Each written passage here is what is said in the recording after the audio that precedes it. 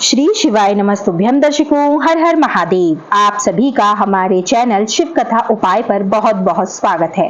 कैसी हैं आप सब? मैं आशा करती हूं दर्शकों आप सभी स्वस्थ और सुरक्षित होंगे। दर्शकों, आप सभी जानते हैं 3 अक्टूबर दिन मंगलवार को पितृपक्ष की पंचमी तिथि है। पितृपक्ष में यदि आप पितरों का तर्पण करते हैं तो जल देते वक्त भूल से भी आपको यह कार्य नहीं करना है। आप सभी जानते हैं कि इस साल पितृपक्ष 29 सितंबर से 14 अक्टूबर तक चलेगा। तो आइए जानते हैं इस साल पितृपक्ष की तिथियां, श्राद्ध की विधि, पितृ को प्रसन्न करने के लिए कुछ खास उपाय। यदि आपको हमारे वीडियोस अच्छे लगते हैं मित्रों, तो वीडियोस को लाइक करें, कमेंट करें और चैनल को तुरंत ही सब्सक्राइब कर लें। बेल आइकन को प्रेस करके ऑल पर क्लिक कर दें, जिससे कि हमारा जब भी कोई नया वीडियो आएगा तो उसका नोटिफिकेशन आपको सबसे पहले प्राप्त होगा। सबसे पहले तो क्या करना है, जब भी आप पितरों का तर्पण करते हैं, उन्हें जल देते हैं, तो आप भूल से भी एक गलती को ना करें। जल आपको हमेशा शुद्ध लेना है और तांबे के कलश में या फिर मिट्टी के बर्तन में भी आप जल को ले सकते हैं। भूलकर भी आप स्टील के कलश का प्रयोग नहीं करना है आपको। और सबसे पहले जब भी आप अपने पितरों के लिए भोजन तैयार करते हैं, ब्राह्मणों के लिए भोजन तैयार करते हैं, तो आपको स्नान करके ही भोजन को हमेशा तैयार करना चाहिए। और भोजन में हमेशा आप मीठे में खीर अवश्य ही बनाएं और कढ़ी भी बनाएं, क्योंकि ऐसा माना जाता है कि हमारे पितृगण को जब हम खीर का भोग लगाते हैं, खीर की आहुति देते हैं, खीर से उनके निमित्त तर्पण करते हैं, तो वह हमसे प्रसन्न होते हैं। इसी के साथ में यदि आप अपने पितरों को प्रसन्न करना चाहते हैं तो रात्रि में सोने से पूर्व या फिर सुबह जल्दी उठकर ब्रह्म मुहूर्त में अपने घर के मुख्य द्वार पर जल अवश्य ही रखें। कहते हैं कि रात्रि में जब हमारे पितृगण हमारे घर के द्वार पर आते हैं तो वह भूखे प्यासे होते हैं, और जब हमारे घर के मुख्य द्वार पर उन्हें पीने के लिए पानी नहीं मिलता है तो वह हमें अपना आशीर्वाद कभी भी प्रदान नहीं करते हैं। और आप सभी जानते हैं कि अभी श्राद्ध पक्ष चल रहा है, पितृ पक्ष चल रहा है।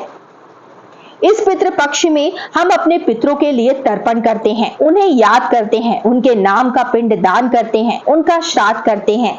तो यदि आप भी अपने पितरों का तर्पण कर रहे हैं तो सबसे पहले तो या तो रात्रि में आप उनके लिए जल भरकर अपने द्वार पर रखें, या फिर सुबह जल्दी ब्रह्म मुहूर्त में उठकर अपने घर पर द्वार पर जल अवश्य ही भरकर रखें। उन्हें जल प्राप्त होगा तो उन्हें मोक्ष की प्राप्ति होगी और पितरों का आशीर्वाद भी आप सभी को प्राप्त होगा। इसी के साथ में यदि आप अपने पितरों को प्रसन्न करना चाहते हैं तो उन्हें भोजन अवश्य ही कराएं, ब्राह्मणों को भोजन कराएं, दान करें। सफेद चीजों का दान आप अवश्य ही कर सकते हैं, जैसे कि चावल का दान कर सकते हैं, वस्त्र का दान कर सकते हैं, कोई वस्तु है जो कि जरूरत की है वह भी आप दान कर सकते हैं। पितृपक्ष में दान करना बहुत ही लाभकारी माना जाता है। इसी के साथ में पितृपक्ष में हमें 3 चीजें कभी नहीं खरीदनी चाहिए। पहली चीज है नमक। जी हाँ, नमक हमें पितृपक्ष में कभी भी नहीं खरीदना चाहिए। दूसरी चीज है सरसों का तेल। सरसों का तेल भी पितृपक्ष में खरीदने की मनाही करी जाती है।